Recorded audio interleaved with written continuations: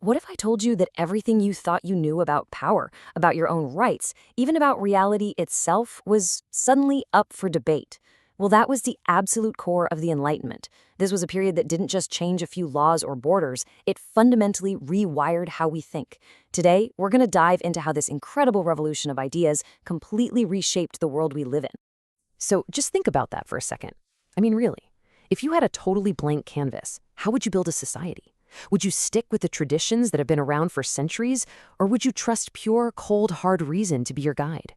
This wasn't just some fun thought experiment for Enlightenment thinkers. They were genuinely trying to draft a better blueprint for all of humanity, starting right from square one. And this really gets to the heart of it. See, for centuries, society basically ran on autopilot. You did things a certain way because that's how they'd always been done. You listened to the king or the church because, well, they were in charge. The Enlightenment thinkers just slammed on the brakes and asked, but why? They proposed a radical new operating system for society, one built not on tradition, but on human reason and the power of the individual. So, how does a revolution of the mind even get started? It doesn't begin with armies or cannons. It begins with a single, incredibly powerful question. How do we actually know what we know? Let's dig into the new way of thinking that kicked this whole thing off. It all kicked off with this game-changing idea called empiricism. The concept is actually pretty simple, but it was totally revolutionary. It says, forget what you've been told is true. Real, genuine knowledge comes from what you can see, hear, and touch, from what you can experience for yourself. This simple shift, from just accepting things on faith to demanding evidence, was the spark that lit the fuse of the entire Enlightenment.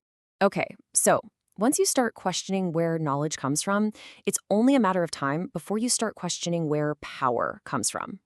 I mean, it's the next logical step, right?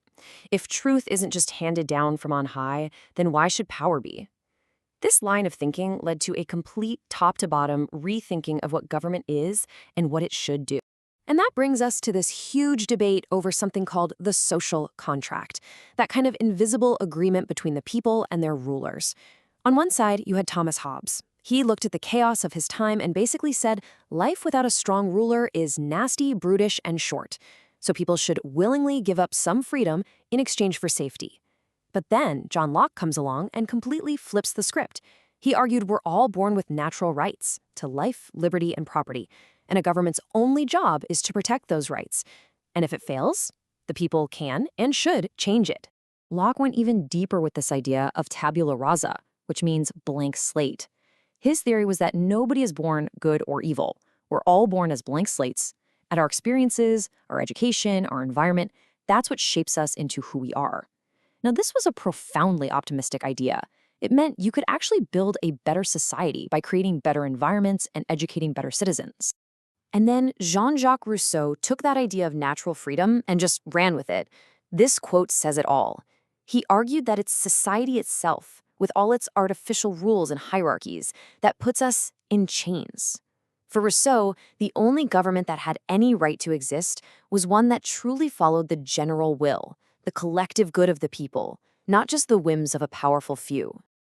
Okay, so if the government gets its power from the people, how do you stop that same government from getting too powerful and becoming a tyranny? Well, Baron Montesquieu had a very practical solution. He suggested separating the powers of government into three distinct branches. You'd have the executive to enforce the laws, the legislative to make the laws, and the judicial to interpret them. This whole system of checks and balances was a massive influence on the founders of the United States. And the intellectual dominoes just kept falling. This new focus on individual reason started bleeding into every part of life. You had Voltaire, who championed our rights to speak and worship freely. Adam Smith applied this logic to economics, arguing for a laissez-faire, or hands-off, system where free markets would create prosperity. Even religion got a rethink with deism, this idea of a clockmaker god who created a rational universe with natural laws and then stepped back to let us figure it all out. So with all these brand new, explosive ideas about individuals and rights and government flying around, this massive debate erupted over what the best way to actually structure a society really was. And what's amazing is that this great debate basically created the political spectrum that we're still arguing about today. On one side, you had conservatism, which urged caution and valued tradition and slow, careful change. In the middle, you had classic liberalism, which was all about protecting individual rights, limiting government and promoting free markets. And then a more radical idea emerged, socialism, which argued that for true equality, the community as a whole should own and control things. Sound familiar? Yeah, these are the bedrock arguments that still define our politics. But here's the crucial part. These weren't just theories for stuffy old books. These ideas escaped the ivory towers and lit a fire in the real world, inspiring some of the most profound and world-changing reform movements in all of human history. I mean, just take feminism. Thinkers like Mary Wollstonecraft looked at all this powerful talk about rights and equality and asked a pretty obvious question. Hey, shouldn't this apply to women too? It was the logical next step, and that simple, powerful idea fueled the early feminist movement and the long, hard fight for suffrage, the right to vote. You see that same exact logic applied to the horrifying institution of slavery. If all human beings have natural rights, then slavery was the ultimate, glaring hypocrisy. The abolitionist movement gained this incredible moral force, and you can see its progress right here, as the ideas spread like wildfire and one nation after another was finally pressured to end this brutal practice. The sheer scale of these changes is, well, it's hard to wrap your head around. Take a look at this number. 23 million. That's not a budget, that's not a statistic, that's the number of human beings. Russian serfs who were granted their freedom in one of the largest single acts of liberation in history. This was the Enlightenment in action. This was philosophy being translated into human freedom on a massive, massive scale. The Enlightenment's focus on self-determination also helped spark the rise of nationalism, this idea that people who share a common identity deserve their own independent state. A really powerful example of this is Zionism.